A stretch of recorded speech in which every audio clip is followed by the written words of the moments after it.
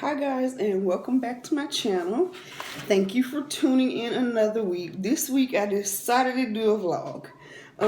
Since I've started my channel, I'm finding that those personal one-on-one conversations is kind of what people want more of, but I don't want to overwhelm or bore my audience to death, because I am a deeply intellectual person, and like I said, I wanted my channel to be one of substance, but everybody needs a break, and I guess that's my topic for this week of what I'm talking about. It's a lot going on right now. So I know a lot of people are dealing with a lot of things on top of dealing with, number one, the pandemic. And then secondly, if you have kids, the whole adjustment of them from regular school to virtual learning, that's a lot to deal with in itself. On top of all of this stuff that you would be dealing with normally if everything was up and running and the world was as we used to know it, I guess. So that brings me to my topic for this week of mental health matters. I've always kind of been the person to stay to myself. I kind of learned that at an early age. The less people you have in your life, the less problems you have. But as I get older, I also see how that hurt me in some ways, whereas if I would have had people to connect with or a bigger social circle, I envy, I'm just gonna be honest, I envy people when I see them with big families and everybody's connected. And every family has its problems. That says nothing about the dynamics of your family, but the fact that there's that closeness. Yeah, I've always envied that. Like some of my friends that went to college and they connected with people they were friends with around the campus and they're still friends now, or whether they joined like sororities or something. I so wish I had the opportunity to join a sorority, but I didn't. After I graduated high school, I had my oldest daughter for one, and then I went to community college, which is basically you go to college, you do your work, you go home. And then after that didn't work out for me, and I tried online, and I did 4 years at Phoenix, online schooling. So, that opportunity to build those social circles kind of went down. And then, of course, as I became a mom, a lot of my friends did not have kids, and that further isolated me. Then I'm not from Virginia. I'm from South Carolina. I moved to Virginia when I was about 16, I think. And I've been here since then. So, yeah, I've never had an opportunity to build those close-knit circles. Of course, I had friends and stuff, and as you just kind of get older, you move out the neighborhood, and everybody just kind of branches out, and a lot of them are my Facebook friends, and I love them still from a million miles away, and if they ever needed me, I would be there. Yeah, and then the relationships that I built as an adult, kind of the same thing happened. I went through a period of my life where I was homeless for about 2 years, and I met some beautiful people through that experience. And some of them are still my friends, and some of them are like my best friend, and they moved away, and so that type of thing. And then, like I said, I've always been a loner. And I found silence is my peace. A lot of people are challenged with being quiet, but for me, I could be in my house all day perfectly content with it being quiet or just being me. And loneliness for a lot of people is something that they tend to struggle with. So, of course, when it's the pandemic, if you're one single and you had to stay in the house, or, with all of the restrictions for the COVID, social distancing and that type of thing. And before, we couldn't even go outside. So now we're just getting back to that point. So I definitely understand how even that big change in the social life can be depressing for some people. So I pray that everyone is in tune enough with themselves to know when they need to seek help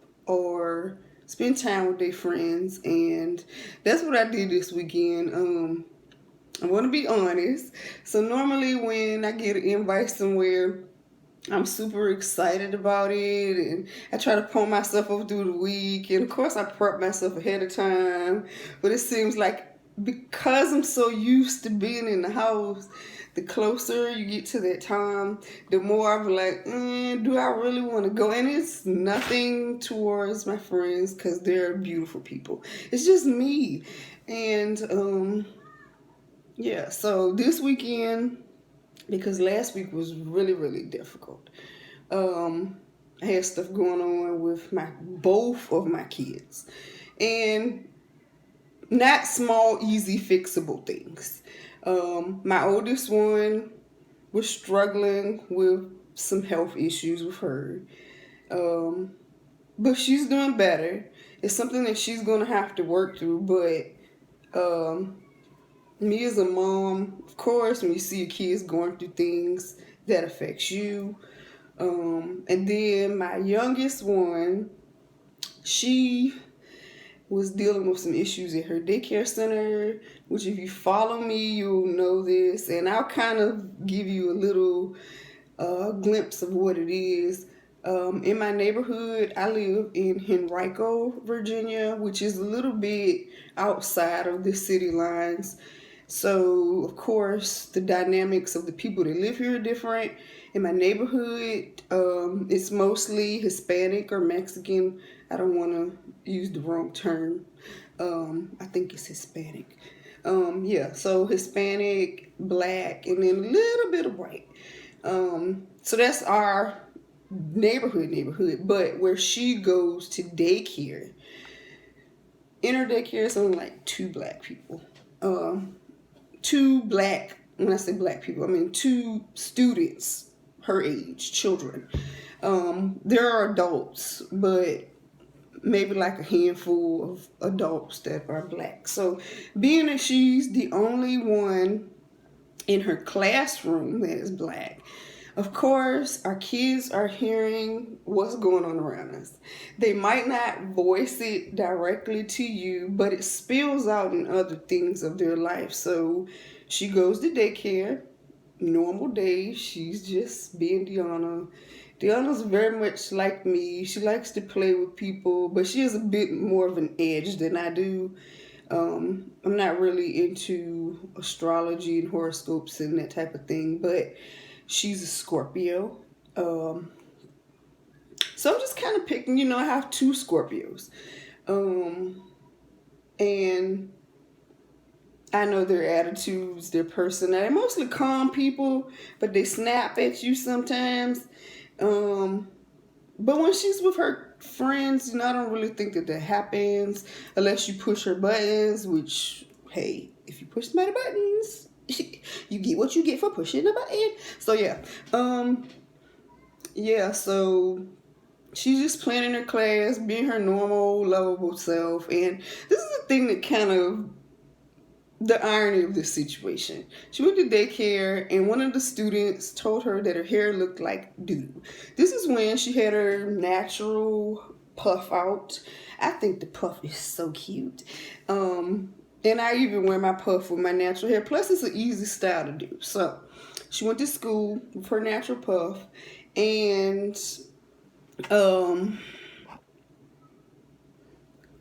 one of the boys in her school told her that her hair looked like doo-doo. And it was actually the same day that I got a notice from the daycare stating that there was a lice infection going around in her classroom. So imagine her going to school. She had her natural hair out. She gets a comment and she looks like doo-doo for whatever reason. Um, and then the same day, her friend actually was diagnosed with lice. And instead of her not wanting to play with the girl, that type of thing, want to stay away from her because she knows what lice is. Um, she said, Mommy, my friend had lice. And I said, well, that's sad. And she's like, yeah, she had to go to the doctor and they gave her some special shampoo and she washed her hair. And then she said, our teacher, I felt bad for her because I still wanted to play with her. And if all humans could be just a little bit more like children, in their innocence. So, yeah, but I've been dealing with her issue. Um, and then, of course, other things like just small stuff, but it only takes a couple small things to make you feel like it's just a lot. And I think that that's what it was. Had a bunch of small issues that weren't quickly resolved, and I was just kind of still trying to function normally. And then, of course, when you're a mom, you're not only dealing with your issues, but you're dealing with your kids' issues. If you're in a relationship, your boyfriend or your spouse, their issues become your issues. So it's just like piles and piles and piles and piles and piles of stuff. And I found myself getting to a point where I didn't want to get out of the bed. Of course, as a mom, you don't get to long live those periods of just laying there with a blanket over your head crying. But it happens. And I was like, you know what? I just need to get out this house. And sometimes just coming in the house, if you're like me, you walk in the door and you see a million things that you got to do. And that in itself is overwhelming. So I was just like, okay, I got to get out of the house. And I did. And I had an awesome time. And yeah, so you have to be in tune with yourself to know when you're approaching those mental states where you feel like just hiding or disappearing. And that's what I choose to do. Um, and then too, everybody has a gauge. Like if you're a drinker, you know if you're drinking more. But like, why did I drink so much this weekend? Because I was dealing with stuff. Yeah, so I just encourage everybody to find that peace. Um, you can't replace it. I would rather be alone by myself than surrounded by a million people and I can't be at peace. I can't think, it's too much going on. And you're valid in taking that time away from people too. I can be honest and say that I've lost relationships in my life because I just had to take care of me. And maybe I didn't explain it to people. And if I explained it to them, I don't even know if they would understand. Because I find that a lot of times people expect you to be so strong that when you're honest about them in a state of weakness, they don't hear you. They don't hear you. They be like, oh, you'll be all right. And that's like the worst thing you can do to somebody when they come to you in a place of vulnerability and you generalize what they're saying. Or you offer competition towards what they're saying. So like if I was to say, I ain't been feeling well this weekend, it's just been a really rough week. Girl, I ain't been feeling well either. Now I don't want to tell you nothing else. I don't want to say anything else because you've made my issue seem like it never exists. Oh, everybody feel bad this week. Everybody's going through issues this week. And it was like, okay, do you know how much it took me to even open up to you to voice that? So just be conscious. And, when people be like, how you doing? Everybody just got so used to saying, I'm good, I'm fine. But if you find somebody that's willing to listen, everybody needs somebody that's willing to listen. I would never be the first person to tell somebody to go to counseling. Only because I'll share this experience with y'all, and then I'm gonna wrap the video up. And I want to show y'all my next project that I'm working on for me, always trying to better me. But okay, so when I was in high school, I went to counseling. It was an okay experience. Um, she kind of gave me a little direction to what I wanted to do after I finished high school, and things that I was dealing with at home that were troubling me. So I got a little bit of grasp on my emotions then. Um, and then later on in my adulthood, I started this program. And I was working with the lady, and she was like a life coach, and she was trying to help me, do different things. Of course, you talk with them when you meet with them. They set goals and try to help you to work towards those goals. So she advised me to go to counseling because I needed somebody to talk to because the loner state thing. So I went to counseling, and I built a good relationship with my counselor, and his wife ended up getting sick, and he had to stop his business. So I just kind of started dealing with stuff on my own. And I've always written and journaled and had my little journal and that type of thing to help me jot down thoughts. And I have a couple of them, and I try to put them together as a book, whatever, another story. Yeah, so, that was a good experience. It gave me something to use throughout my life that I've always done, which helped me. But then, about a year and a half ago, I went to counseling. This is where the bad part comes in. Went to counseling, and they tell you when you first go to counseling, you sign a paper, and it says something to the effect where if you admit to them anything that places anybody else in danger, that they're supposed to report it. Okay, I got it.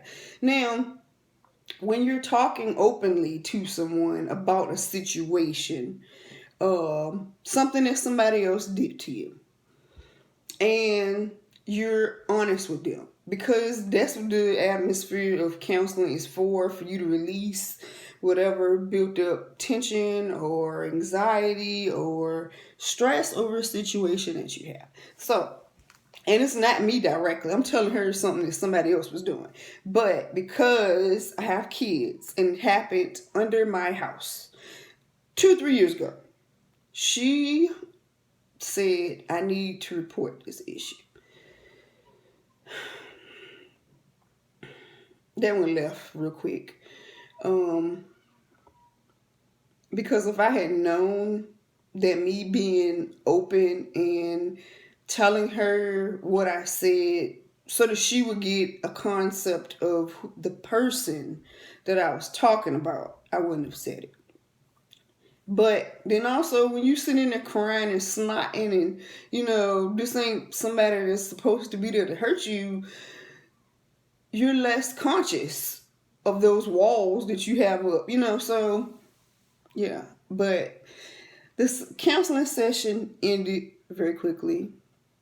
I gave her no further information because I was not about to have CPS and courts and all of that other stuff, because I've been through that, with child support and custody, and it's just a long, drawn out process for nothing. It takes forever. And in some situations, I've read about and I've heard of people getting their children taken from their homes in regards to issues similar to this. And my kids belong with me, period. So, I'm cautious when I see and I hear people say seek counseling, because I've been hurt through that process as well. So, like I said, find somebody to talk to, find you a good group of friends, find something that you like to do that brings contentment to your mind and your body, and sleep is important. Your brain can't function properly if you're not sleeping. Your diet matters, because you'll be surprised how much eating a cleaner diet, of how clear your mind and your thinking is. And of course, when you have other stuff going on, like when you can't move and you're always sluggish, or your stomach always hurting, stop eating Takis. So yeah, that type of thing. Yeah, but that's going to be the end of this video. I wanted to share with y'all really quickly. I'm going to upload my hair video too. This as well. This gonna be before this video. I probably upload that in a few minutes. But I tried, not flat tummy tea. I can't remember the last tea I tried, but I tried a dieting tea before, just to kind of boost my weight loss process. I tend to go back and forth. Since I got out of high school, I think I've kind of stayed in the 200 to 240 range. Before I had my daughter, I think I was a little bit smaller. I was like 185. I so am trying to get back to that. But now I'm at the point, as long as I like what I see, and I do, I'm fine with it. You know, of course I want stuff to jiggle a little bit less, but other than that, yeah. So, anywho, I'm going to try Tiny Tummy Tea this time. And this one came as a 2-pack, but I didn't pay as much for it as I did for the last one. So this is what I'm going to try, and this is a PM cleanse. And because I work, and I got 2-pack. I got this from Groupon. I try a lot of their products because it's cheaper. You can find them